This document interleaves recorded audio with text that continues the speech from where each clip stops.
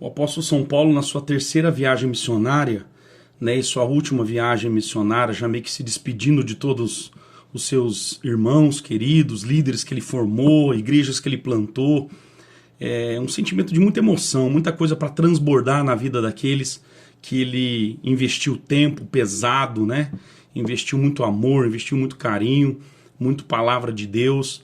E ele está nessa terceira viagem missionária, vindo, se despedindo das pessoas. Ele passa por Troade, em Atos dos Apóstolos, capítulo 20. Ele passa por uma cidade chamada Troade e ele, com seus discípulos, ele faz um ajuntamento, agrega muito dos seus discípulos, líderes. Ele faz como se fosse um congresso, uma conferência, né, para passagem de visão, para alinhamento, balanceamento de coração. E é muito interessante. Mas assim, eu gostaria só de pensar um detalhe aqui. Foi quando um jovem, e foi exatamente essa palavra que eu ministrei no acampamento dos adolescentes, agora nesse final de semana último, para a Geração Luz, um grupo liderado pelo Haroldo, pela Berta, né, pelo Adilson, pela Michele, e assim, estão voando nas asas do Espírito. Eu estou muito feliz por isso. E nós ministramos sobre isso. Esse moço chamado Eutico, ele se assenta na janela, está lotada o cenáculo, esse andar superior, uma casa que serve para refeição, para um momento de confraternização entre um grupo grande, né, da família. Mas a igreja está reunida nesse cenáculo que é grande, muito iluminado. A Bíblia, capítulo 20 de Atos, ela vai falar disso, vai falar que está muito aceso o cenáculo com muitas luzes, mas esse menino está cansado, a gente não sabe por que cargas d'água, mas ele vai para a janela. Me parece que o cansaço dele se dá pelo prolongamento do sermão do apóstolo Paulo, mas Paulo tinha muito para entregar, não é? Era a sua última viagem. Paulo se estende até meia-noite, não sei que hora que ele começou, mas me parece que foi muito tempo de pregação, de mensagem, de transbordamento no coração das pessoas, a ponto desse jovem sentado na janela, ele cair do terceiro andar. Ele cai do terceiro andar, cai morto, e quem traz essa narrativa da morte desse moço chamado Eutico é o próprio evangelista Lucas, e Lucas é médico, a palavra diz que ele era médico, então é a narrativa de um doutor, é a narrativa de um cientista, é a narrativa de alguém que tem clara entendimento do que aconteceu com esse jovem. E a Bíblia diz que ele levanta esse menino praticamente morto. E o apóstolo Paulo desce e abraça esse menino. Isso tudo está registrado em Atos dos Apóstolos, capítulo 20, do versículo 7 ao versículo de número 12. O apóstolo Paulo o abraça e diz: não vos perturbeis, que há vida ainda nele. Né? A alma dele não saiu do corpo, não, ele continua aqui. E ele volta e continua falando largamente até o romper da alva, até o amanhecer. O apóstolo Paulo continua ministrando. Tinha muito para entregar ao apóstolo Paulo. Então imagine que o seu pastor, né, por mais sábio que seja, mais eloquente, mais dinâmico, didático que seja, não é difícil de trazer algum tipo de sonolência para a gente, né? Absorção de muito conhecimento, se a gente não tiver paradas, né, programadas, a gente cansa mesmo, de fato. Então a gente não quer julgar esse menino, mas a grande questão aqui que pode trazer para o nosso coração de lição é que ele está sentado na janela, e sentado na janela, ele consegue enxergar dois ambientes, o ambiente de dentro, a ministração do apóstolo Paulo, e o ambiente de fora. Já é meia-noite, o que será que está acontecendo lá de fora? É uma ambiência de prostituição, de ilegalidade, de bandidos, não sei, é uma movimentação que não é uma movimentação bacana que se acontece ao meio-dia, não é? E ele está nesse olhar dos dois ambientes, ele está dividido nos ambientes. Ele baixa a guarda, ele entra naquela mornidão, aquela sonolência, até que ele cai. Falamos sobre isso, sobre as pessoas que estão pisando cada pé numa canoa. Gente que não se declara, né, como filho de Deus, gente que parece que não tem a coragem, não tem um orgulho, não tem essa hombridade de se assumir de fato, né? De mesmo correndo o risco de se assumir quem se é. Eu sou filho de Deus, eu sirvo ao Senhor, e pelo fato de estar sendo tanto preconceito sendo jogado, né, para aqueles que se dizem cristãos, sendo chamado de gente obsoleto, gente retrógrado, gente que, né, como antes, né, hoje se relativizando tudo, mas eu fico pensando que tem muita gente que não está se assumindo como filho de Deus de fato. Quer viver o melhor dos dois mundos. Eu quero viver o melhor dos dois mundos, pastor.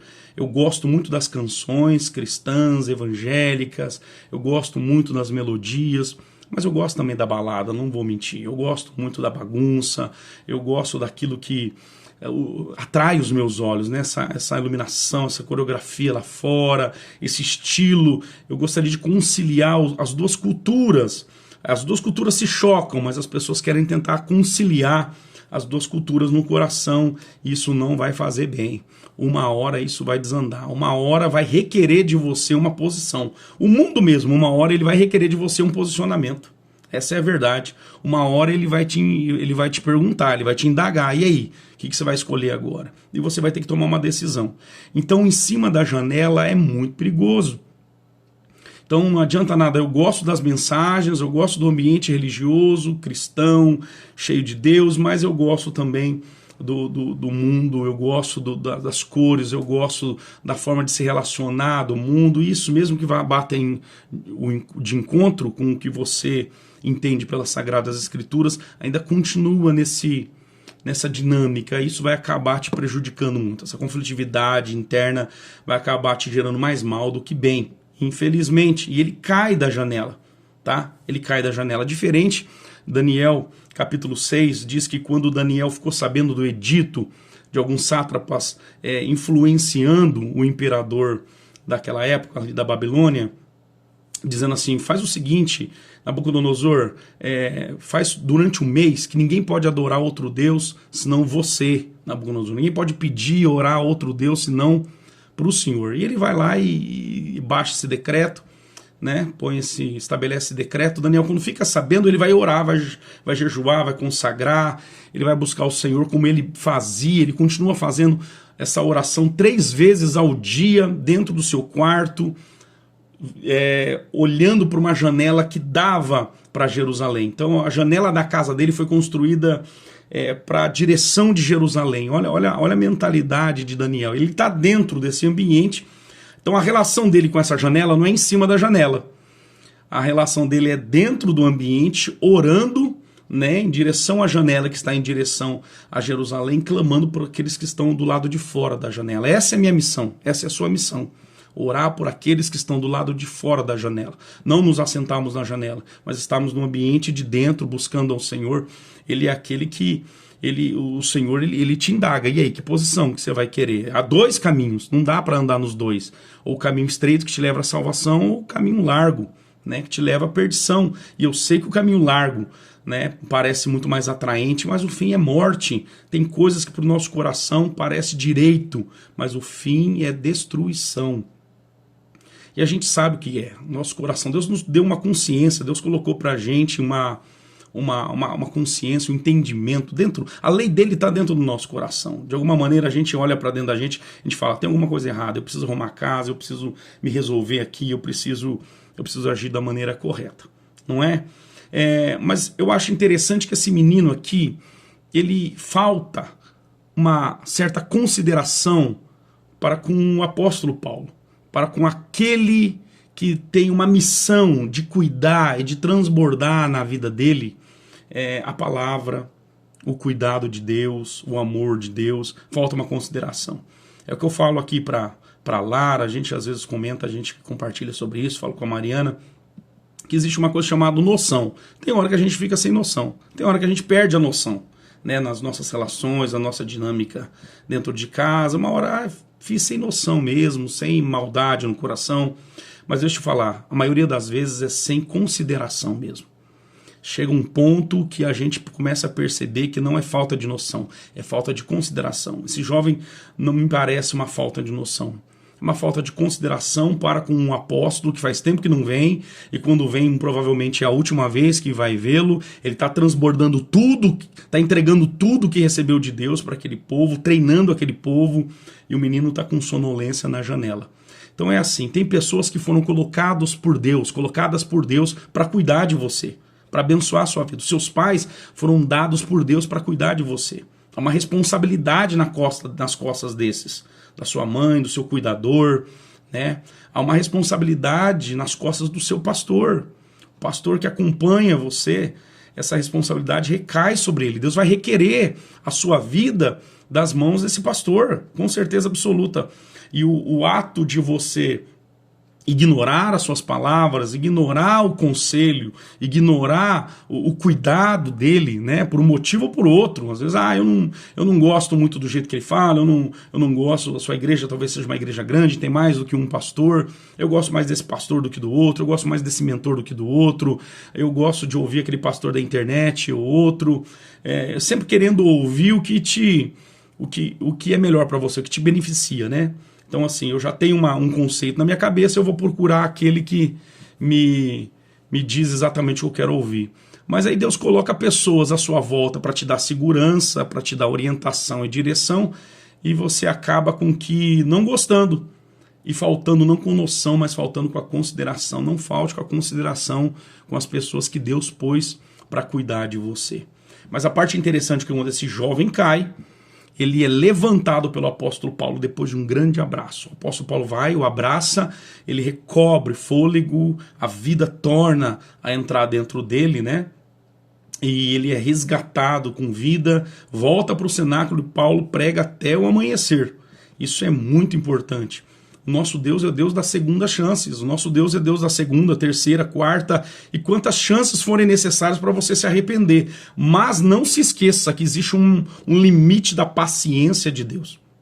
O nosso Deus, o amor de Deus, do nosso Deus, ele não pode estar desassociado da sua justiça, né, ou de outros atributos que compõem a personalidade de Deus.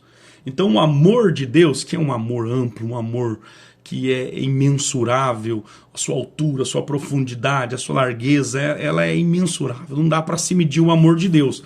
Ele amou tanto você e a mim, que deu o seu Filho unigênito para que todo aquele que nele crê não pereça, mas tenha vida eterna. Esse é o tamanho do amor de Deus. Mas esse amor de Deus não pode ser sentimentalizado, né? E eu sei que a cultura de hoje sentimentaliza demais o amor de Deus. Então é um amor que parece que tolera tudo, é um amor sem critérios, é um amor que não está ligando para a forma com que eu ajo, que eu penso. Cada um tem uma ideia de quem é Deus, e Deus no final da história vai salvar todos. Deus em última análise ele vai abarcar com a graça dele todo mundo, e todo mundo vai acabar entrando nessa arca da salvação. Não é o que a palavra de Deus me diz. Eu tenho retratos e relatos bíblicos, narrativas bíblicas de Gênesis e Apocalipse, da tratativa de Deus, da justiça de Deus sendo operante. Deus ele faz chover saraiva de fogo, pedras de fogo em Sodoma, em Gomorra. Deus trata com pessoas que estão em desobediência com ele, quando ele rompe a linha do limite da paciência divina. Então, assim, o nosso Deus é um Deus de justiça, não é só um Deus de amor. Ele é amor em essência, né? E esse amor é autogerado. Esse amor de Deus não é um amor que é estimulado pelo objeto de amor. Então Deus, por exemplo, eu me apaixonei pela Mariana assim que eu a vi, então foi despertado o amor em mim olhando para a Mariana. Então a Mariana, a imagem da Mariana, o jeito da Mariana, despertou em mim um amor, um afeto, né, uma afeição por ela, despertou em mim. Então não foi autogerado, veio dela. Agora o de Deus não. Deus não existe nada em nós que faça com que desperte esse amor em Deus. O amor de Deus é autogerado. Ele é amor. 1 João 4,8 diz que Deus é amor em essência. Ele faz amar.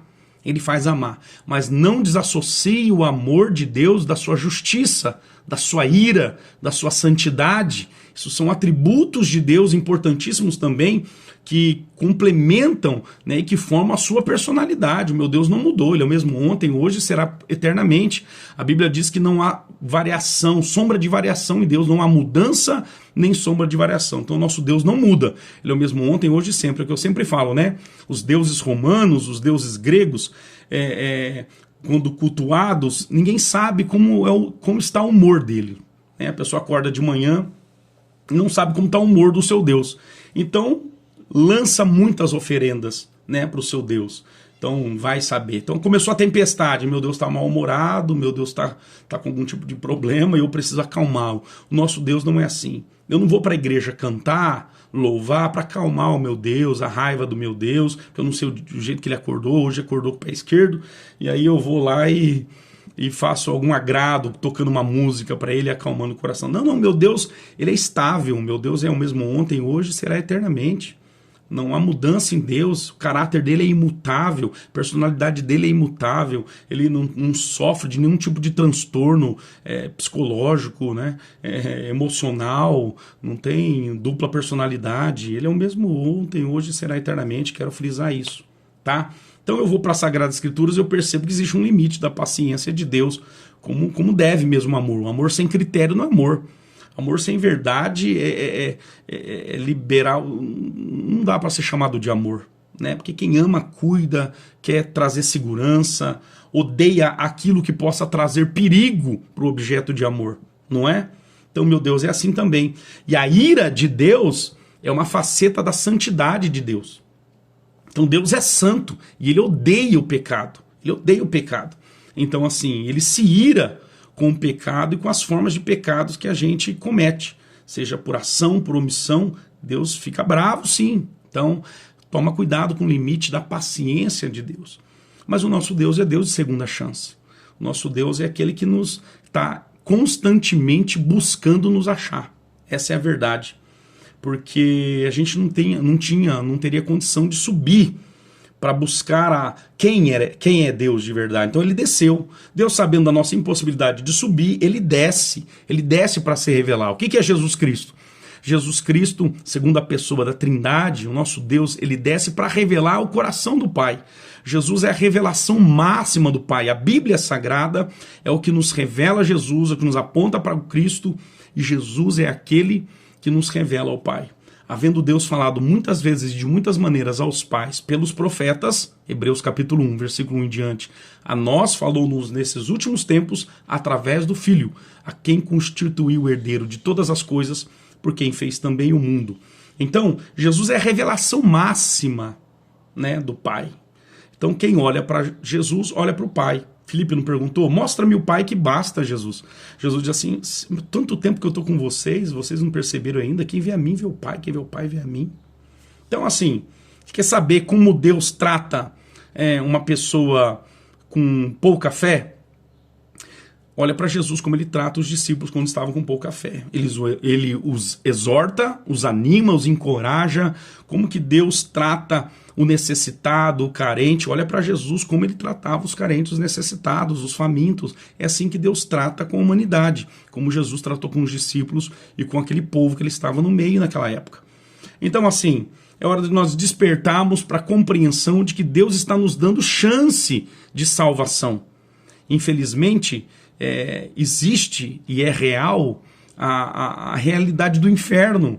Então, o mesmo Jesus que pregou sobre o céu, a vida eterna, a felicidade eterna, ele prega sobre o inferno, um lugar de tormento eterno. Ele fala sobre isso. Então a gente não pode ignorar que a palavra de salvação, o entendimento de reconciliação com Deus, ele precisa acontecer na nossa vida para nós sermos salvos, porque todos estão condenados. Todos pecaram e destituídos estão da glória de Deus, aqui nos diz Romanos. Não é verdade? Mas sendo justificados por ele, nós vamos ser salvos dele, da ira vindoura. Então, assim, não vamos ser salvos do diabo, nós vamos ser salvos da ira de Deus que vai recair sobre toda a humanidade, porque é uma faceta da sua santidade. A ira de Deus, uma hora, vai recair sobre todo esse mundo. Está na agenda de Deus. Está na agenda de Deus, olha aqui, ó. Agenda de Deus, o dia, a hora certa, onde ele vai fazer cumprir, ele vai requerer de toda a humanidade as suas obras. Então, para você que está dizendo que não existe justiça no mundo, de fato, esse mundo, depois de Gênesis capítulo 3, ele está em caos completo, né? É difícil viver depois de Gênesis 3 é quase impossível, é complicado. A maldade impera, mas deixa eu te dizer, o reino de Deus já está entre nós. Tá? O reino de Deus já está entre nós.